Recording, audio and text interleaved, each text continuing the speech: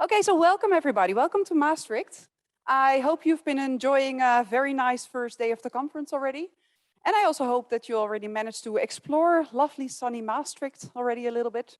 You picked a nice warm day to be here. Tomorrow there's going to be rain, so better take care of the sunshine still today.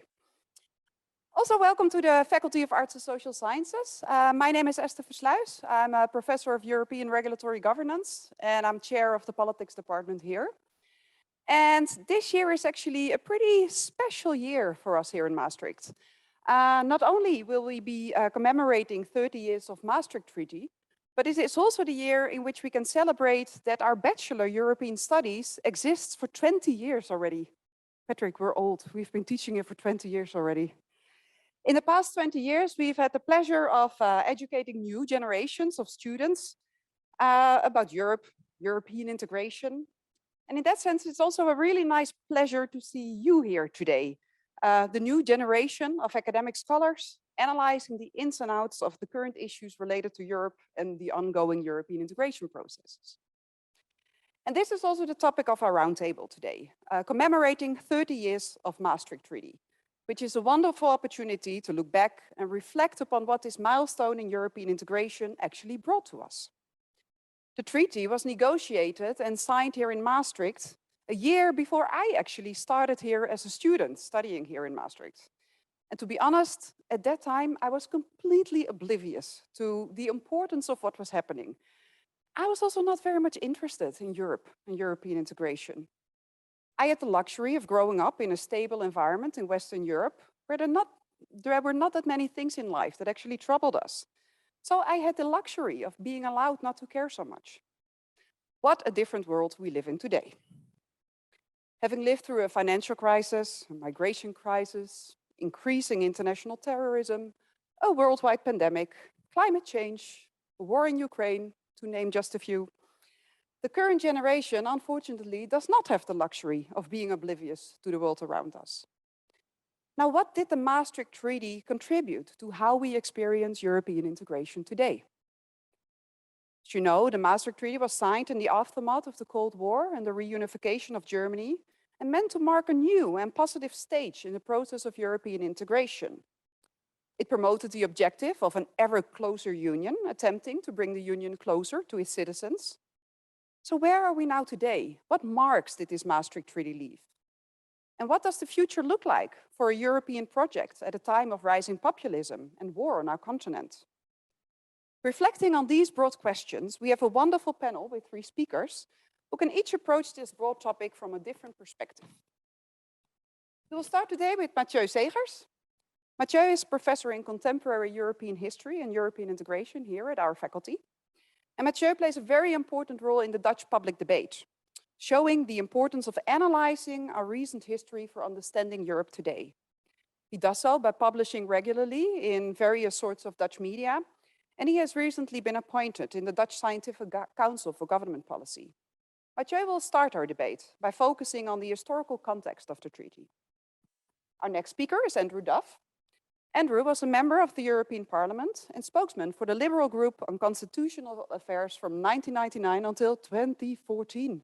That's a long period, Andrew. He was a member of the Convention on the Charter of Fundamental Rights and of the Convention on the Future of Europe. And he was also one of the Parliament's representatives in the Intergovernmental Conference which drafted the Lisbon Treaty. Andrew will continue our discussion, focusing on how things played out in the aftermath of signing the treaty. Last but not least, we have Noelle O'Connell. Noelle is the CEO of the European Movement Ireland, Ireland's longest established not-for-profit membership organization connecting Ireland and Europe. And in addition, she's the vice president of the European Movement International. And Noelle will draw on her experience as being a national citizen representative and member of the Conference on the Future of Europe, and will have an outward-looking contribution to our debate, and will reflect on where the EU is headed. I would like, beforehand, a warm round of applause for our panelists today. And I would like to ask Mathieu to get started. It's a pleasure. Thank you for the welcoming words and the introduction. already also some content in that introduction that I can build upon. I think what is very important, I want to stress the historical background of the Maastricht Treaty a bit, and then speak about 3 promises that are enshrined in the treaty and that are under serious stress at the moment, given the current circumstances in Europe and the world.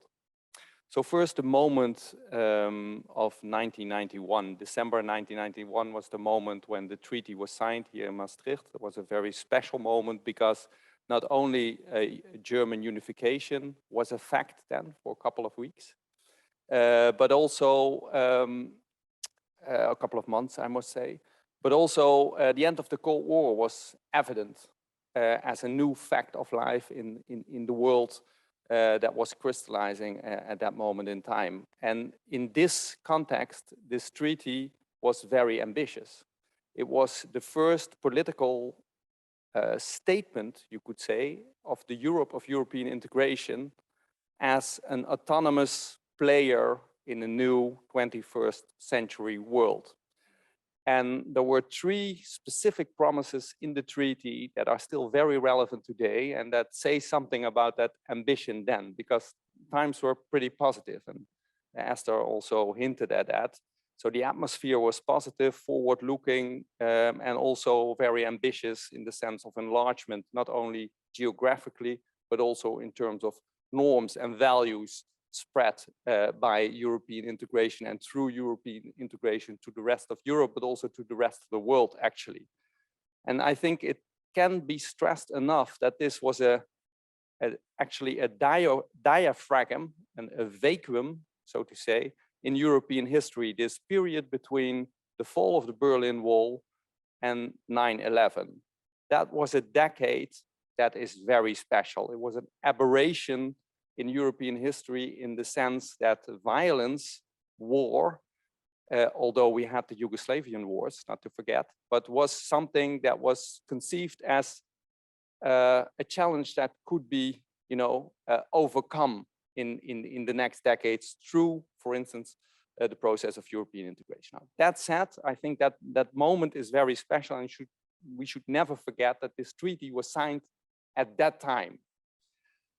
Then the 3 promises. The first promise of the Treaty of Maastricht was actually a geopolitical promise, and it's very topical today because this was the ambition of the Europe of European integration to become more than a market alone, to become also a player in international politics. And this was why the second pillar in the treaty, you know about the second pillar, of course, the security and defense policy was created. And still is, kind of a promise in today's European Union, and now very much under pressure, of course, to deliver upon this promise due to the situation in Ukraine. That geopolitical moment was seized because this was a big step, but it was not fleshed out in the treaty. So it was very general terms, general ambitions, and all the how was still to be, negotiated and worked out. And up until today, not that much has happened maybe in that second pillar.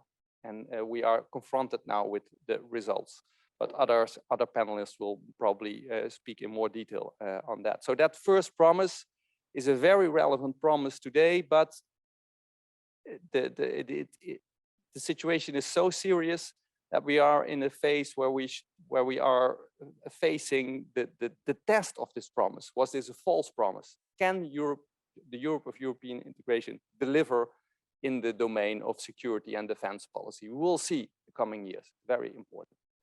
Then the second promise is a promise of what I would like to call social justice. It's also very relevant at the time in Maastricht. And that goes back actually to the beginning of European integration. What we often forget is that shortly after the Second World War, the European integration project was based on a twin base, you could say. It was both about security. First thing was external security. It was working together to defend yourself against the communist threat and future threats.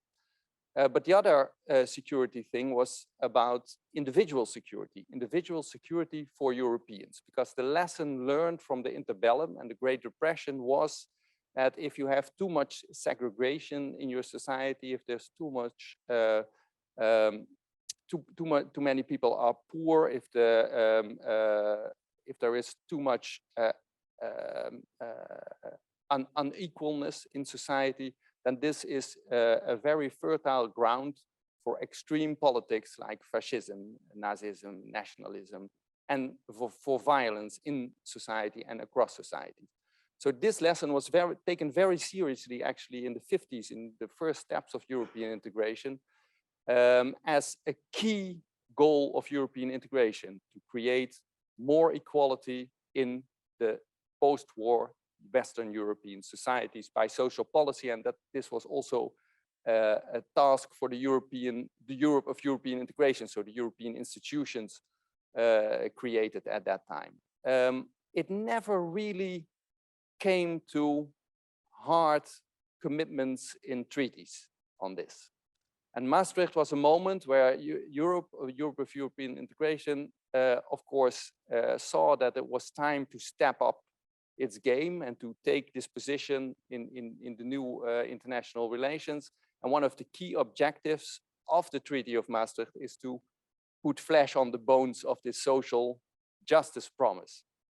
But that never really flew because of UK resistance in the negotiations, but also because of the lack of willingness, political will, in the decades following the Treaty of Maastricht to really do something on the European level with this promise. So also this promise is very topical today, as you all know, and is also very much under pressure by the circumstances of today.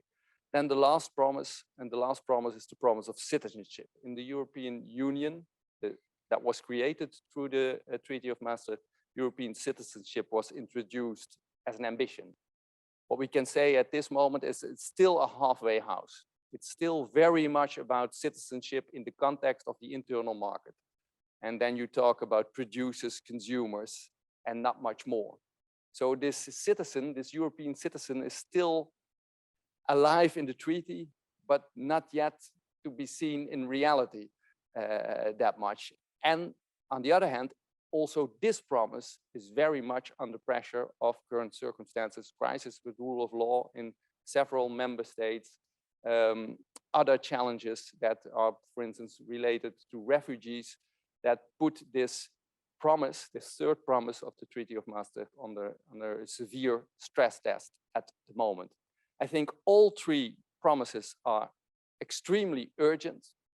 And I think all three promises are put to a very severe stress test at the moment, where it's not clear if EU in present form will succeed to deliver enough on these promises to keep the credibility in the next 2 to 3 decades.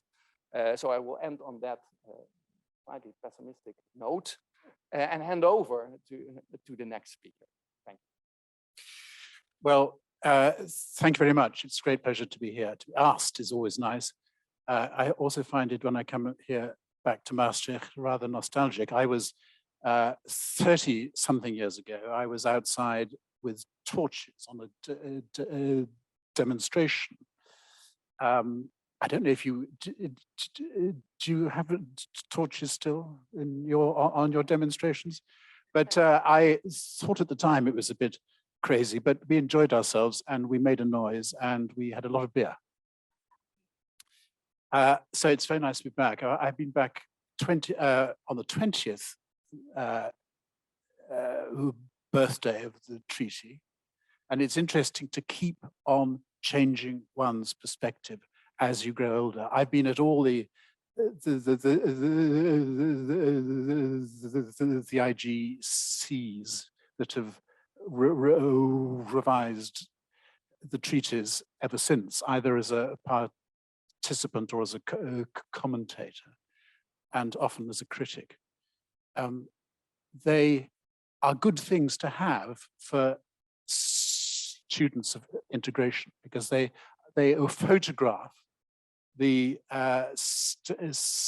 state of play at the time, for all time. They expose the balance of power between the institutions, the Commission, Parliament, and so forth.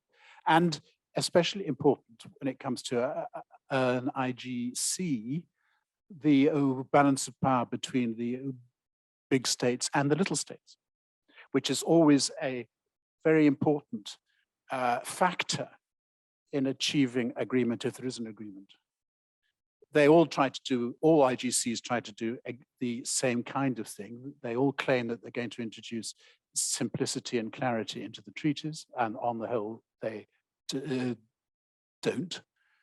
They also try to codify settled case law from the Court of Justice. That's easier and is often successfully done. They all claim that they're trying to enhance the capacity to act of the EU. And on the whole, they don't succeed in doing that. They often claim, stupidly, that this is it. This is the settlement of the political and institutional struggle of the European Union. Of course, that doesn't ever, that has never happened, and it probably isn't to achieve that. In a sense, each IGC is a training for the next one. It's a preparation for the IGC that is to follow up. And it's important to recall how important they are in the day-to-day politics of the EU. They take a long time. The first decision to have an IGC was taken in December 1989, that was going to focus only on the currency issue. And the thing wasn't completed, as you know, until November 1993. So for all of that time, it was in the newspapers. And the term crisis was popularized across the press in all languages for all of that time. All IGCs claim to be transformative, but in this case, it was. Maastricht was a transformative treaty. But it was not definitive, as I've said earlier, but it was a ceasefire. It paused the quarrel between federalists and nationalists for a bit. Not for long, but for a bit. It would not have succeeded had it not been for the powerful personalities there. Delors, Mitterrand, Kohl, Lubbers, ought not to be neglected in this, were all experienced, powerful, often very large people with an awful lot of history on their shoulders. We haven't always had such grand personalities at every subsequent IGC, and we certainly don't have them this afternoon in Brussels at the meeting of the Council of the European Council. And I think that something that is of great credit to those great people is that they were very tolerant of three irritating countries who'd turned up into the EU a bit late. Britain, Denmark, and Ireland. They're all troublemakers all the time. Yeah, sure. The restructuring of the treaties that took place at Maastricht has had a long legacy. It's been very difficult to get rid of the pillarization which was introduced at that stage. The fact that CFSP is in the TEU, whereas everything else isn't, that's a shadow of Maastricht, which in the Constitutional Treaty of 2004 we successfully transcended, but then of course that didn't work. And so we had in Lisbon to bring back the pillar to placate the nationalists. By the way, I speak in crudely I categorize people in this business as being federalists or nationalists because it's clearer, you know, there's no nonsense. And I'm a federalist, by the way. The other thing, as I've just intimated earlier, is that Maastricht absolutely failed to simplify and clarify the treaties. There's anything more opaque and confusing than the treaty. And it took a long time to explain and perhaps to justify, especially to the press who discovered it was enormously problematic. It was good for the parliament. It brought in a legislative co-decision plus qualified majority vote, whose scope has gradually expanded in all subsequent treaties. It had a cooperation procedure where Parliament's amendments could be were accepted if they were not rejected by the Council, who had to act with all member states agreeing to reject the parliamentary amendments. And that process is if you have a look at the Treaty of Lisbon, indeed, that is in some respects also there, as is the assent procedure, as is the article which permits Parliament to request the Commission to draft a law. That was introduced also at Maastricht. The federalist principle of subsidiarity was articulated, not I think very successfully, but anyway, it was inscribed in the treaty, entrenched in the treaty ever since, and it was justiciable in some degree at the Court of Justice. The degree to which subsidiarity is justiciable has also increased across the decades. It struggled to sharpen the identity of the EU, and as Mathieu has spoken of that, with a degree of success, but we're frustrated even now that we don't really know what the EU is for. And certainly third countries find it very difficult to really appreciate our complexity and purpose. We haven't got there yet, and we won't get there before we have the constitutional settlement that we're striving for. We federalists, that is. Of course, it was historically important because of the decision on the currency to create the economic and monetary union.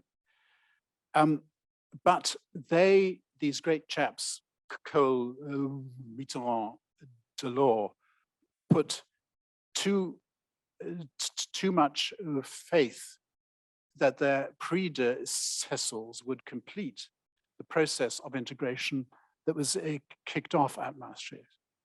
They also believed that the financial markets would bring pressure to bear upon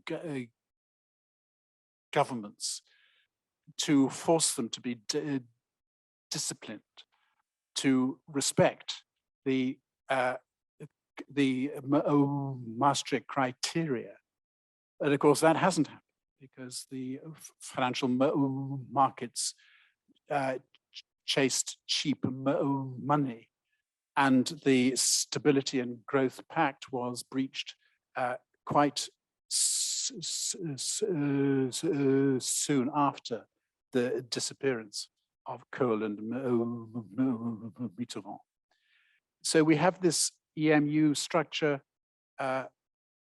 only partly constructed. A bank that is not the lender of last resort, a common monetary policy that hasn't got a common fiscal policy to back it up. It was never going to work. And Kohl and Mitterrand and Delors saw that and said that all the time, very bluntly, both in the closed session of the IGC, but also out to the press. They were, alas, ignored. Maastricht was also the beginning of Brexit. The single act was the last treaty that the Brits signed up to confidently and in good faith. Of course, then Prime Minister Thatcher changed her mind and was pushed out of office because of the disagreements on the IGC. That was the trigger that forced the Conservative Party to push her out of the door. And then Thatcher was replaced by John Major, who extracted 2 opt-outs from the Treaty for the United Kingdom. The first on the social chapter, and then of course on the single currency. Blair agreed at the Treaty of Amsterdam, which came on after Maastricht, to include the social chapter of the United Kingdom, but he always declined to join the single currency despite promises to us. I'm a liberal, by the way, in permanent opposition to all these people. So, and then, of course, Major could not have agreed to the Treaty of Amsterdam. Clear? Just as Thatcher declined to agree to the Treaty of Maastricht, Blair refused to accept properly the Constitutional Treaty of 2004, despite pretending that he would. He had promised that he would have a referendum in the UK following the French and Dutch referendum, but he believed, I think quite correctly, that if there had been a referendum in Britain, that would also have been lost. And he was, champagne was popped at 10 Downing Street on the night of the French referendum in 2005. Gordon Brown, who succeeded Blair, only just signed the Treaty of Lisbon, and late and on his own, and failed entirely to explain it or to justify it either to his own party in the House of Commons or to anyone else. Then I wonder who is next? Cameron, that's right, my God. Well, you know, I mean, it's from Maastricht, it was downhill all the way for the United Kingdom. And the United Kingdom is condemned to spend another 20 whole years, I think, out in the wilderness before it might begin to turn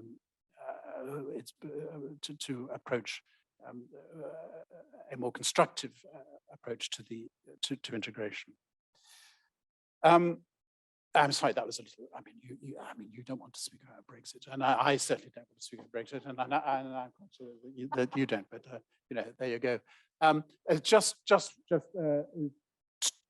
two other things about Maastricht, which I think are important. The first is that it included the Article N, as it was then known before it was integrated in the treaty, which set up the IGC of supposedly in 1996. So at the time of its completion, partly because perhaps of the students who were demonstrating outside with torches here, the prime ministers understood that this wasn't enough and that they would have to go back quickly to the drafting table. Now that process was complicated because, of course, after the treaty was signed, it had to be ratified, and that proved, as you know, to be a very painful thing. Denmark was the first in the referendum of June 1992 to decline to accept the referendum, the treaty. The British crashed out of the the exchange rate mechanism in September. There were some fairly cynical compromises glued onto the end of the treaty to try to placate the opposition forces that were growing in all member states. The German Bundesverfassungsgericht was plagued by appeals from the right wing in Germany to deny the right of the Bundestag to approve the treaty. So the whole thing was, you know, we all grew a lot older in that experience, and I lost hair, but in that process, one becomes also wiser, and one understood an awful lot more at the end of the Maastricht process than we did at the time of its initiation. Thank you.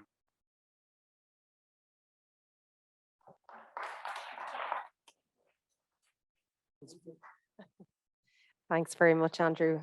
As we say, folly that. Okay. Very good evening to you all. And firstly, may I congratulate you on your fortitude. I'm really impressed at 20 to 7. This is what would be known at home as the graveyard slot in terms of a presentation. So I'm also mindful, as an Irish woman, I'm standing between you all and a well-deserved drink. So I will bear that in mind in terms of my remarks. But thank you to Emily, Esther and UACES. It really is a pleasure to be here this evening in the historic city of Maastricht. I wasn't there for the torch presentation, but I was here once before as a student over 20 years ago. So it's great to be back. So this evening I've been asked to look forward a little bit. So what I might do is I might try and tie that into wearing my multiple hats, which might be of interest to you. I'm very happy then to take questions afterwards. So firstly, I'll maybe look a little bit on the EU's common foreign and security policy, and then I will share some of my observations, having been Ireland's national citizen representative to the conference on the future of Europe, which might be of interest. So when I was thinking about how I should frame my opening remarks to you on the watershed moment in European integration that was the Treaty of Maastricht, I am going to, of course, have to subscribe to the cliche and quote Robert Schuman in his famous declaration over 7 decades ago of Europe not being made all at once or according to a single plan. And I think this can be said of the Treaty of Maastricht as it started the period of widening and deepening European integration during the 1990s and beyond across many policy areas. The common foreign security policy is one of the most debated policy areas, of course, since it was introduced, coming under the spotlight with each new international crisis, with Russia's invasion of Ukraine, of course, bringing it under sharp focus at present.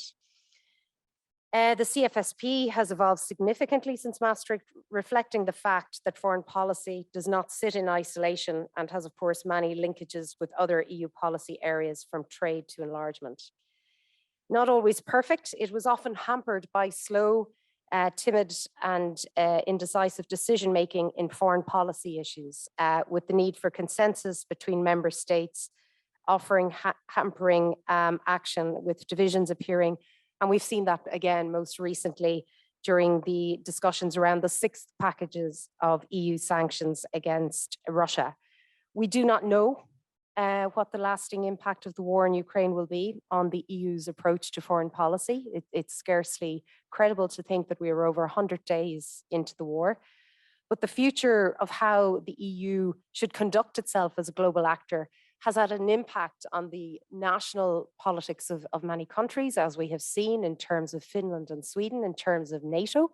And in my own country of Ireland, one of the troublesome ones, as Andrew mentioned, we are experts on referendum. We've had 9 of them. And if we don't get the right answer in the first time, we have another chance.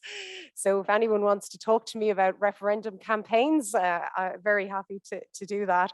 But what has been interesting to observe in my country is how the dial and the needle is slowly shifting in terms of having what I would term a difficult conversation for us as a people due to our historical past on the whole issue of security and defence. And we carry out an annual survey every year of sentiment towards Ireland and the EU. And we pick a number of specific topics. And one of them is security and defence. And this year, we saw 59% of people in Ireland being in favour of closer EU security and defence cooperation. That might not sound like a lot to you here this evening in Maastricht, but that is pretty significant for us. Turning then to, I'm also going to talk a little bit about anniversaries, and you'll see that at the end of my speech. But if I may turn to the Conference on the Future of Europe. So I have a number of different hats in regards to the conference. Wearing my European Movement Ireland CEO hat, we worked very closely with the Irish government on rolling out the consultation process throughout Ireland. And that involved a really concerted campaign to reach outside the usual bubble. So what do I mean by that? Well, for example, you mightn't be aware, but the second most common language in Ireland is actually Polish. We have a huge number of new Irish, we say, people who've arrived into Ireland and made it their home from right across the EU and specifically post-enlargement. So we wanted to get their views on what they felt the future of Europe should be about. We reached out to our Irish language speaking communities, youth groups, LGBT community, and we really worked to make sure that people's voices who aren't traditionally heard were engaged with through a series of online citizen dialogues and then in person when the COVID pandemic permitted. So it was really to see things like people suggesting that the European health insurance card and the COVID pass should be on one, that the EU should look at putting that on one card and promoting that. That was fantastic to bring that as a suggestion to the Conference on the Future of Europe. And also a common theme emerged of how the EU can work to better communicate policy interlinkages and a a sharing of best practices across the different member states and the institutions. And then I think so that was from the domestic process that we engaged with the government, and then we inputted that submitted it to our Minister for European Affairs, and that has formed the Irish report on the Conference on the Future of Europe.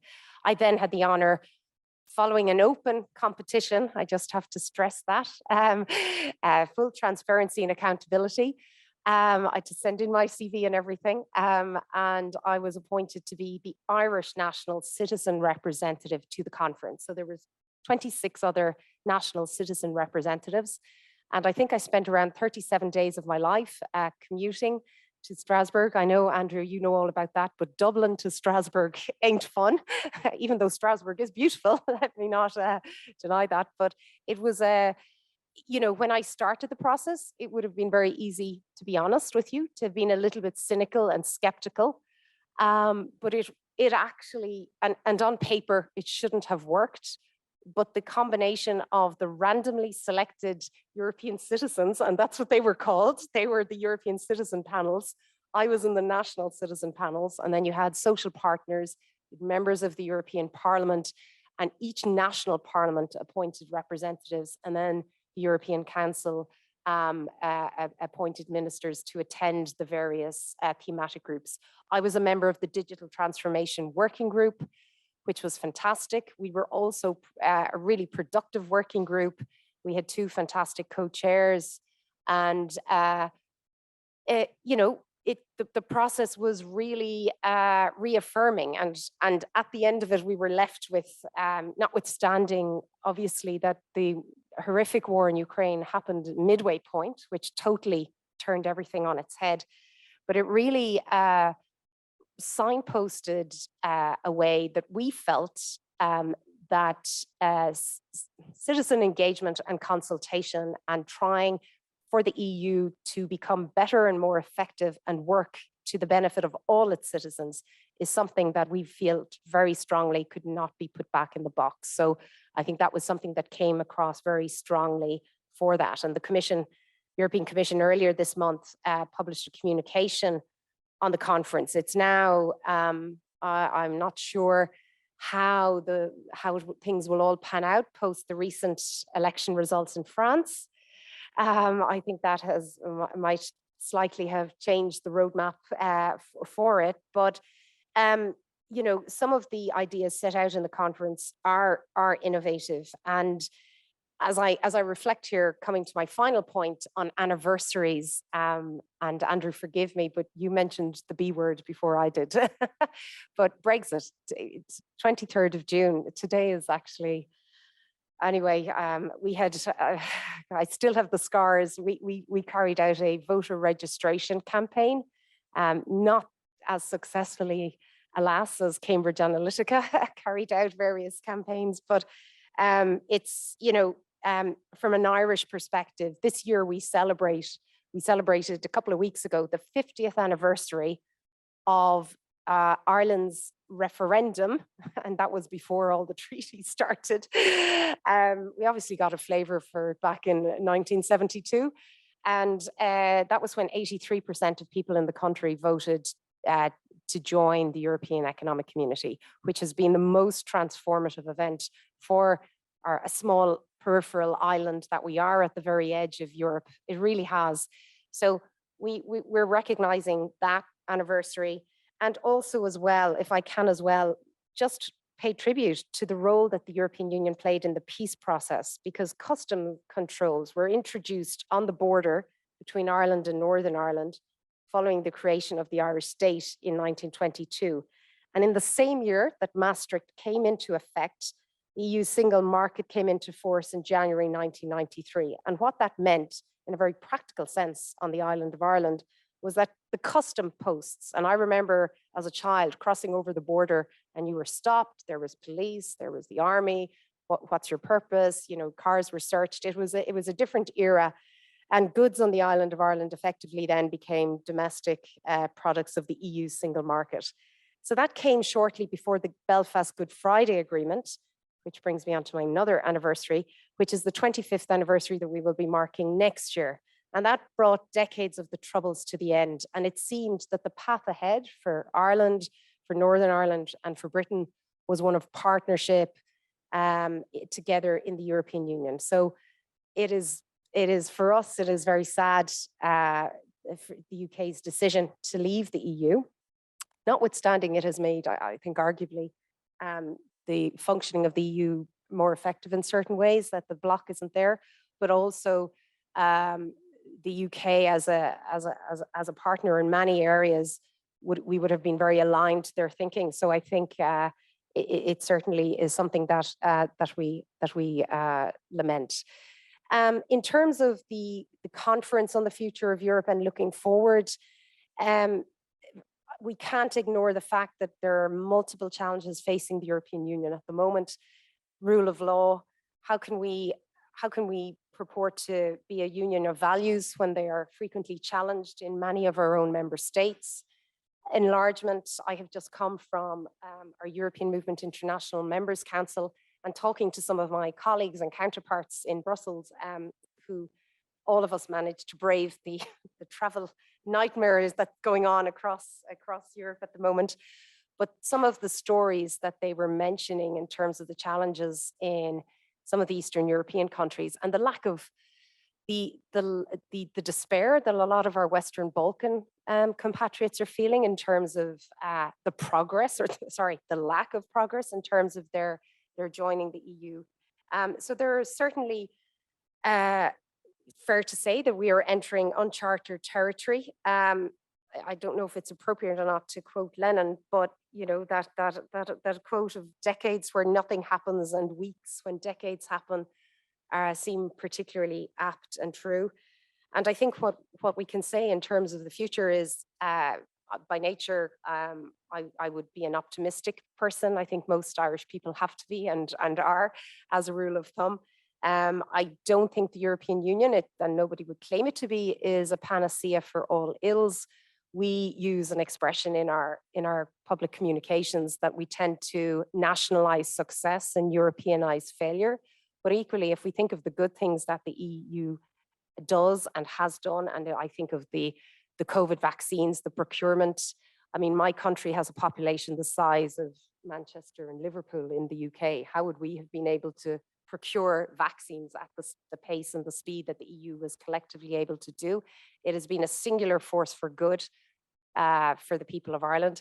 And just in terms of citizenship, we've about 800,000 EU citizens in Northern Ireland. So it's an interesting time. And I think the EU, I really hope it lives up to its ambitions, and I think it will require concerted efforts and determination by all of us to hold our elected leaders and our politicians to really keep the foot on the pedal and make sure that they continue to work to create a better European Union for us all. Thank you very much.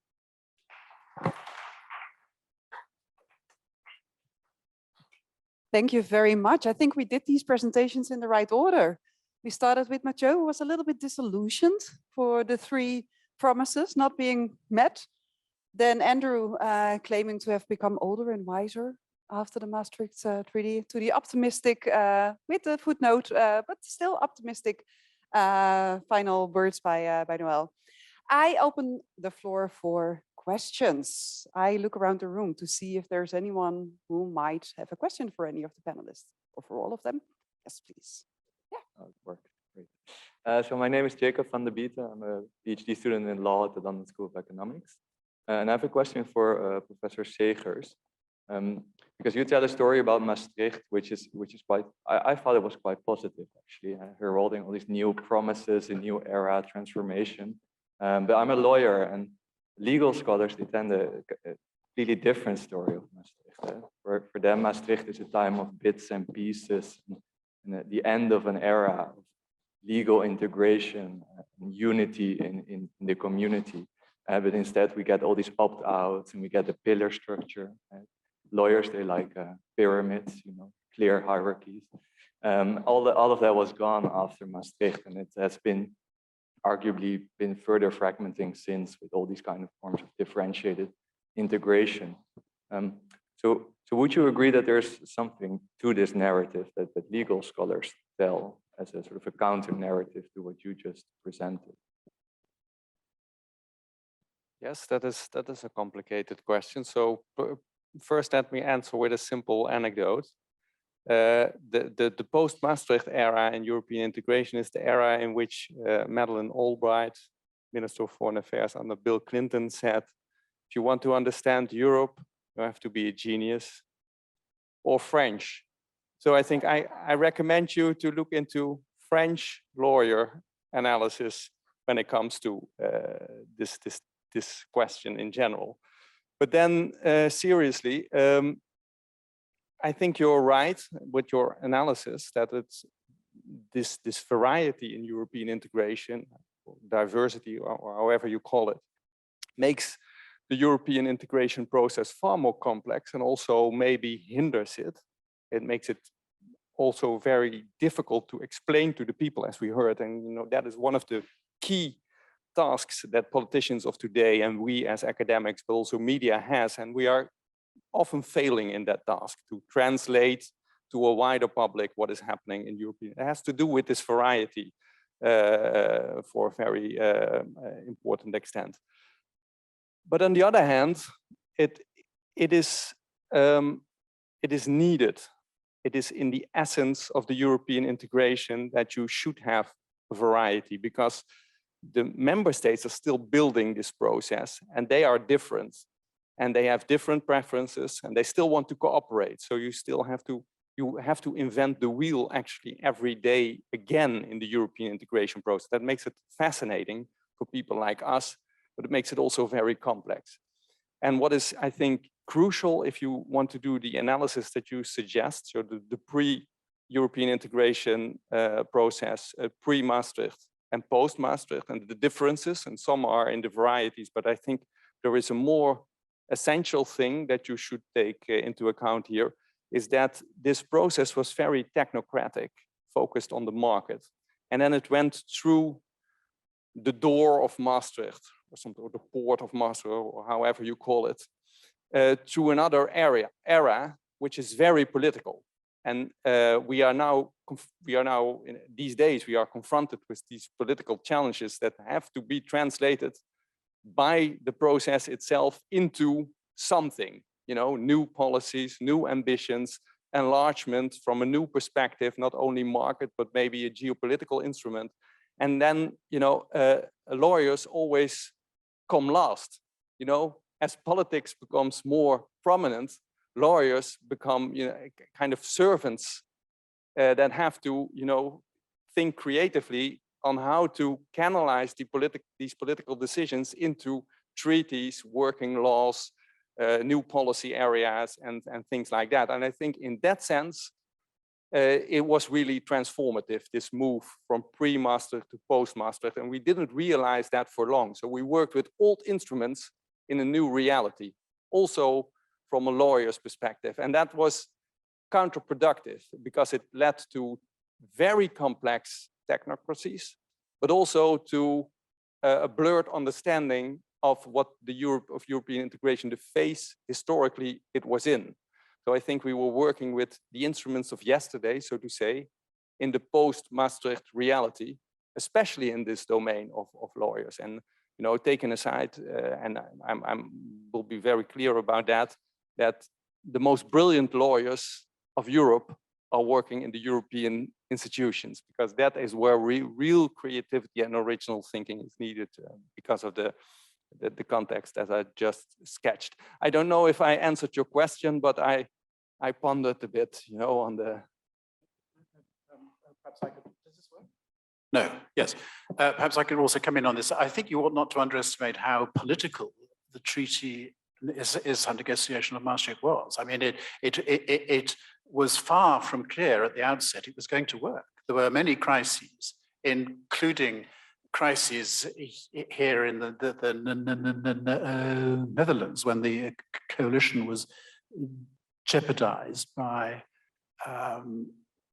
by people like my friend Lawrence Young Brinkhorst, just going out on a limb. And the process that we've been discussing was really born with the single act and the Cofield white paper on the integrated internal market, which obliged the establishment of a regulatory framework at the supranational level, which hadn't existed before. Now,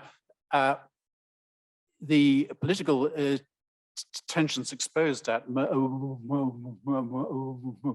Maastricht then spawned a further and more sophisticated discussion about enhanced cooperation, differentiated integration, Schaubel and Lammers and all of that followed Maastricht.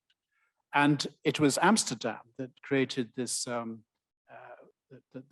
brought in this idea of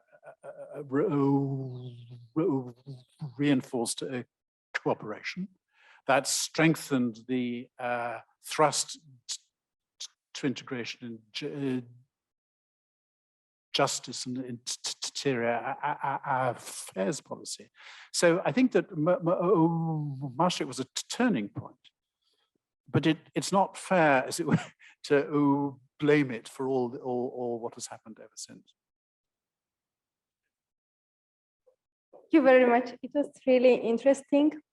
And I was thinking that maybe when the Maastricht Treaty was created, the great idealists were working for Europe. So people really believed in Europe and they were motivated and inspired to create this idea to construct great relations between the countries despite the difficulties.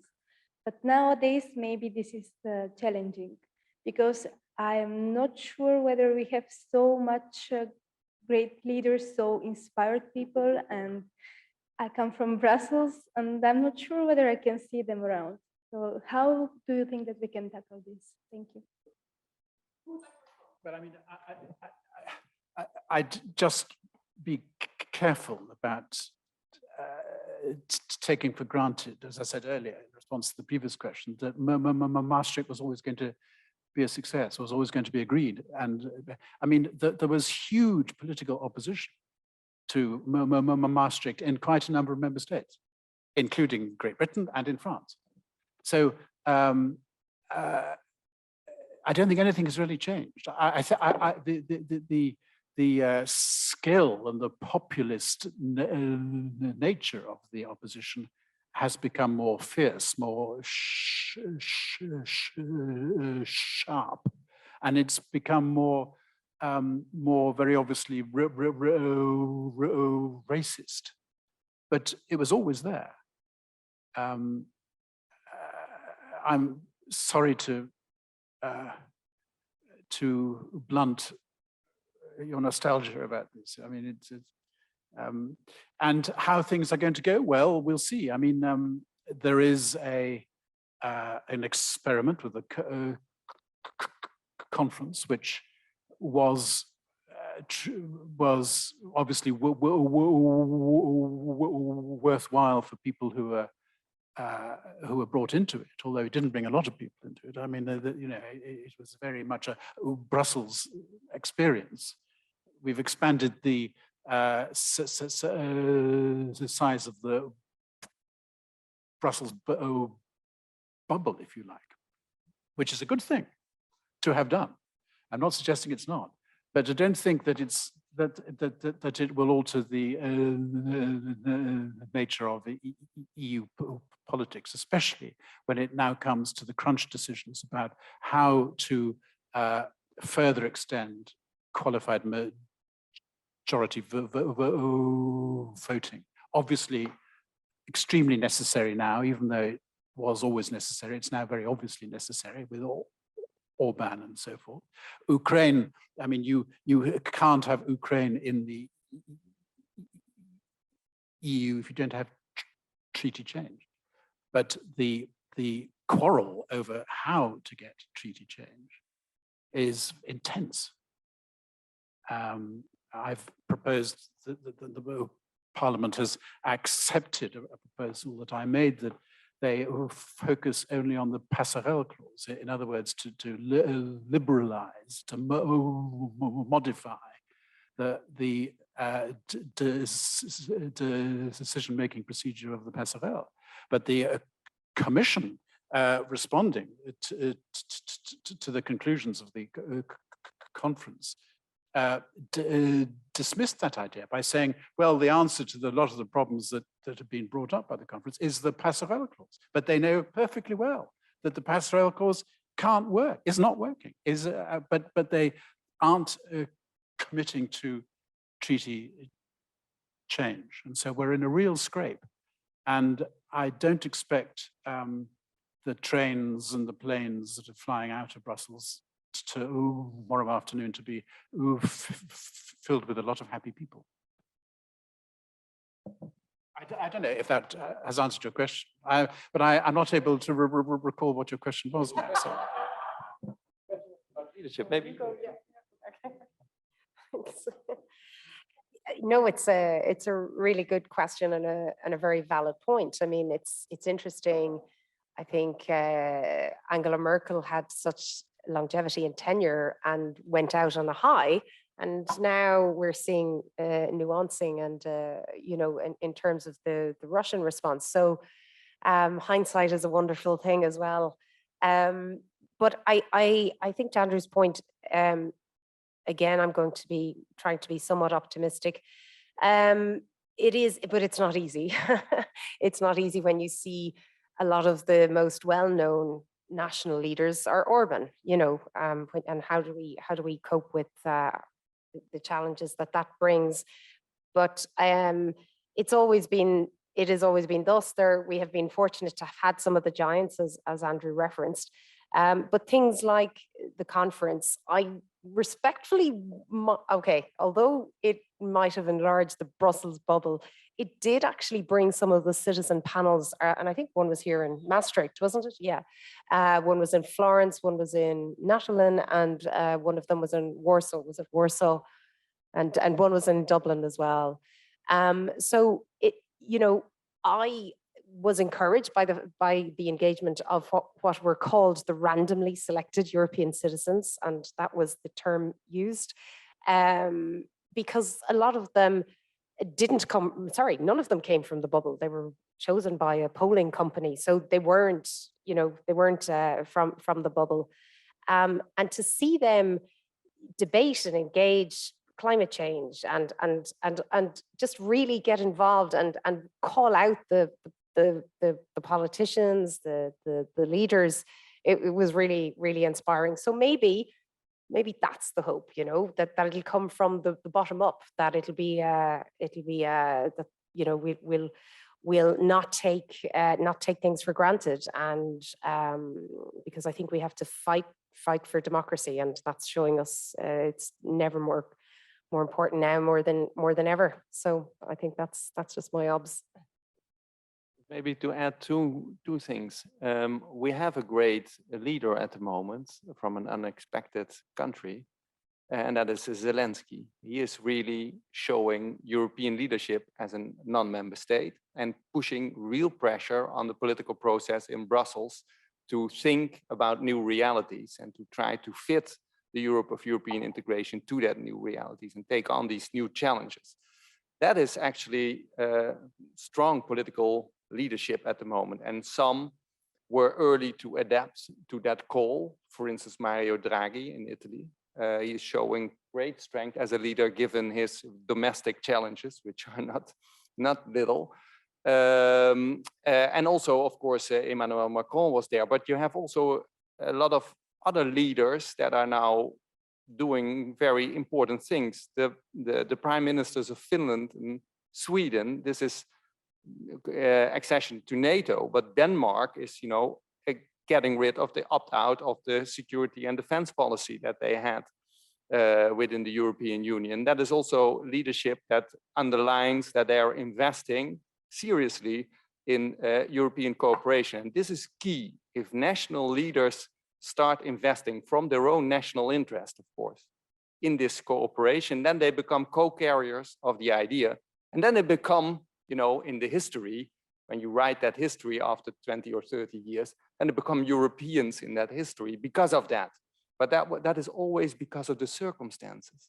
So we are just people, you know, they are also just people. You are also very much dependent on the circumstances. And if they give so much pressure on that to act politically in favor of cooperation because you're representing the interests of your own country, then they become Europeans. But it's also a bit by coincidence, you could say. There are very few who have this vision already before they come to office and get responsible for the national interest. And I think that is the key thing. You know, the European integration process is still a project of member states, so nation states. As long as they manage to co-carry this and to translate that to their own constituencies, so the national democracies, and make the European dimension a key dimension in national politics, then this advocacy nationally always comes together. Because if you look at the polls and the deeper investigations in sentiments and preferences of European citizens in the member states, and you always see, and even now in Ireland, like a majority, a pretty strong majority that comes together on the basic norms and values and the basic ambitions formulated in Maastricht. So a geopolitical player that gives security vis-a-vis external threats. A social justice society where you are, you know, guaranteed a certain level of individual security, and a citizenship project which not only speaks about norms and value, but also realizes this in relation to the rest of the world. And that is something, these three things on which a majority of Europeans still comes together, a quite strong majority. It's now up to the politicians to exploit that majority to make a step forward because the circumstances ask for that. So I think we will see the birth of a whole new branch, a whole new generation of Europeans that we will call Europeans after 20, 30 years. All right. Hi, I'm Segers. I'm a PhD researcher at the European University Institute. So Andrew very nicely, I think, said that each IDC basically is a preparation for the next one. But I'm wondering how much the lessons of those IDCs carry over until the next one, or whether institutional memory is rather pretty short term and national leaders and delegations make the same mistakes time and time again. So my question is more practically, if we ever get to have another IDC, what are the lessons to be learned from, in particular, the last one, and maybe also the ones before, including Maastricht? Member.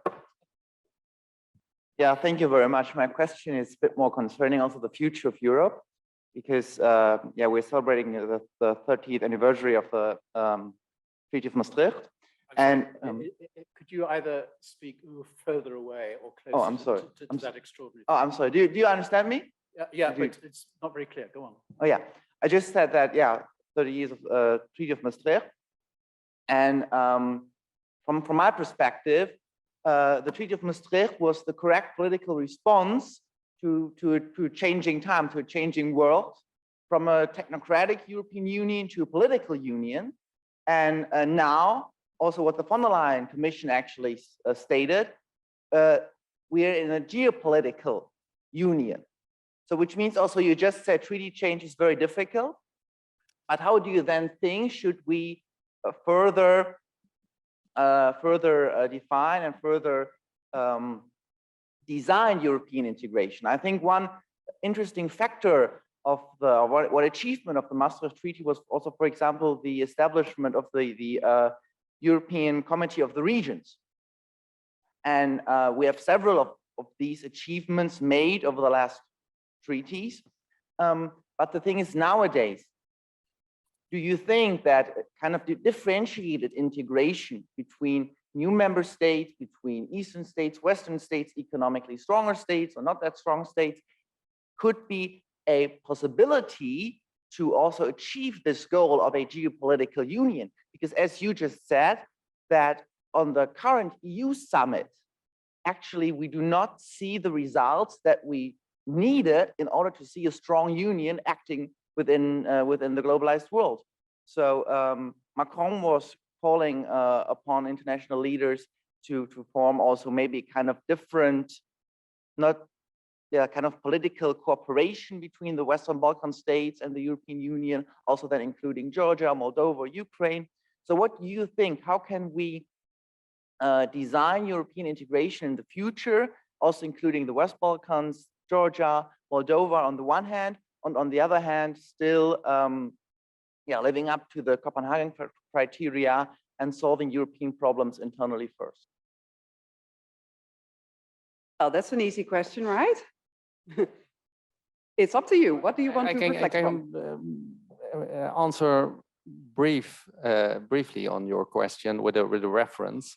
I would recommend you to read the Schäuble-Lamers papier from 1994, which is still available online as a PDF. Just tick in Schäuble-Lamers papier, CDU, CSU, and you will get it. That is an analysis of post-war Europe in 1994, and it's addressing exactly these challenges, and it's suggesting that the solution is in differentiation, because what you need in a wider European Union is an example to work towards, setting examples to work towards as a collective of member states. If you want to decide with everybody everything, then the most severe, the most brute, hard brakeman is kind of dictating what is possible. So in the current situation, when you decide with unanimity, Hungary is calling the shots.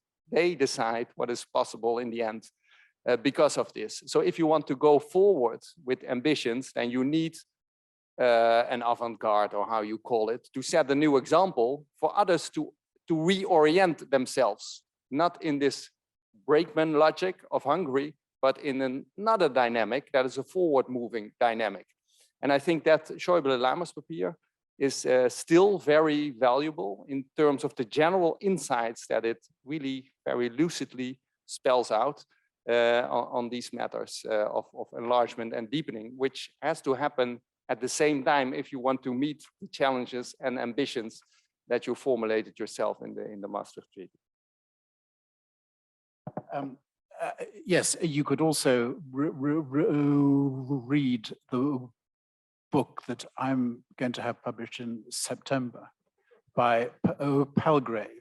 It's free of charge. It's the open access book, and it has a catalogue of that will answer your question. You might not agree with all the answers, but I think that an answer to your question is you've got to have a comprehensive approach to all this. You just can't do things here and there and expect it to be all joined up happily ever after. It's not like that in life in the EU. I would say that we've got to constitutionalize the structure of the European Union and improve the treaty change processes by boosting the prerogatives of the convention, which is a great experiment. I mean, a really truly historic experiment and a great privilege of mine to have been in it. It was not like an IGC. In an IGC, you can just say no and everything stops. In a convention, you have to argue your case. Good ideas will surface. Poor ideas will be dropped. The history of the convention is just as interesting if you have a look at those things which were blocked in the convention, things that failed to be transferred into treaty form as to those things which were. The checks and balances were finely tuned at that point.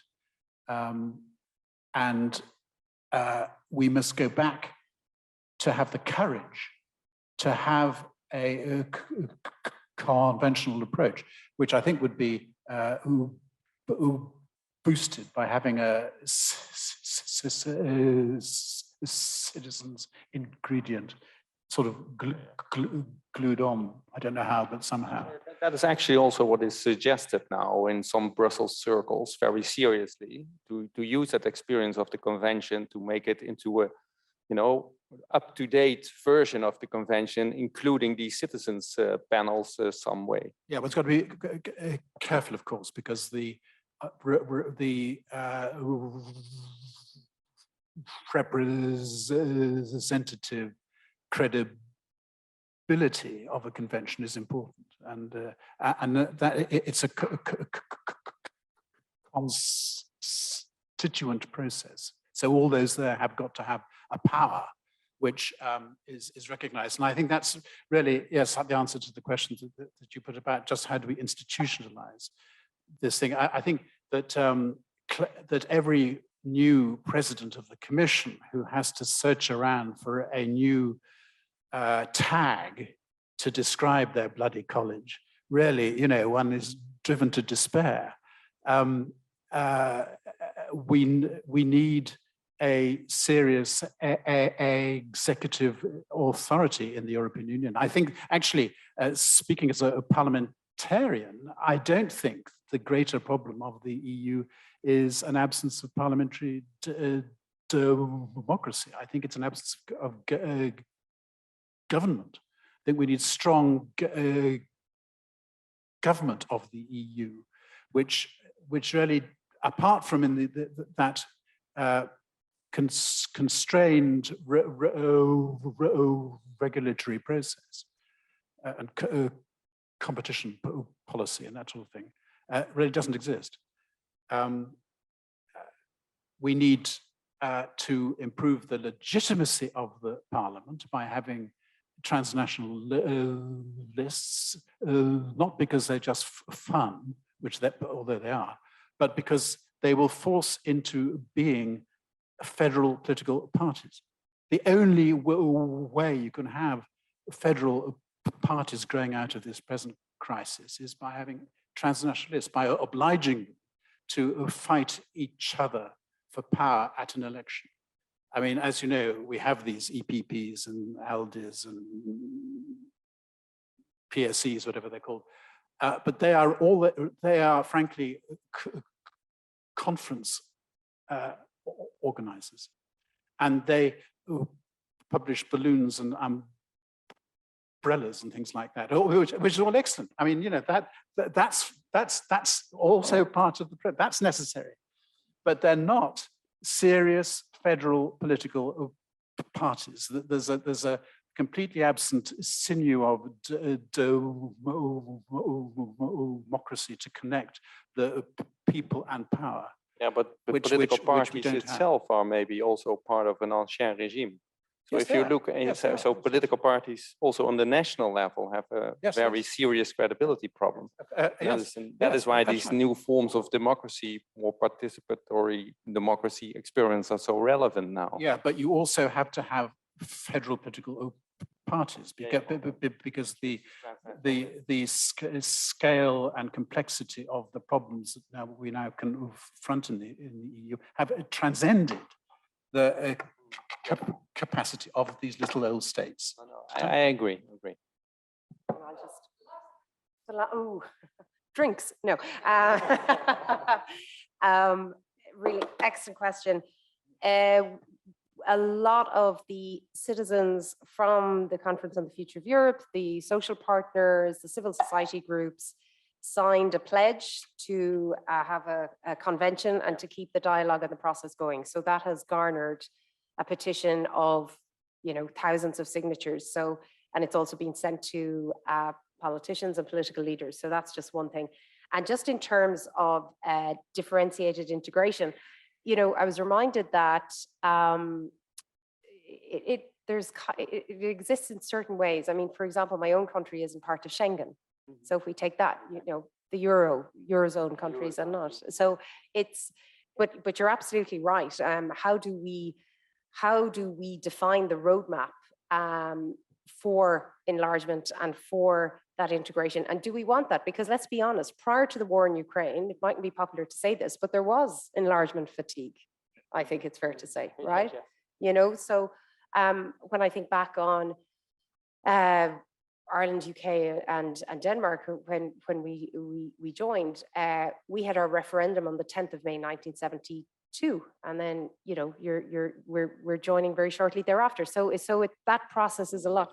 No, the man who embraced Zelensky most warmly was Emmanuel Macron, but he was, of course, one of the sponsors a couple of years ago of making the enlargement actually stop with extra kind of conditions put to candidacy status. Yeah, but I mean, sorry, but I think that was correct. That was correct. I mean, to open the doors to corrupt, nationalistic Soviet apologists isn't what the European Union is about. No, yeah, but I mean, you know, he has, I mean, I'm sorry, you also brought this up. He has proposed a broader political community. I think that's a good idea, but I think it needs to be formalized in the Treaty of the EU. I think he sees it as an extra sort of an that's right, a sort of diplomatic thing. I think it's got to be grounded in the treaties, and I've proposed, and when you look at my book, free of charge, you will see this fleshed out, a form of affiliate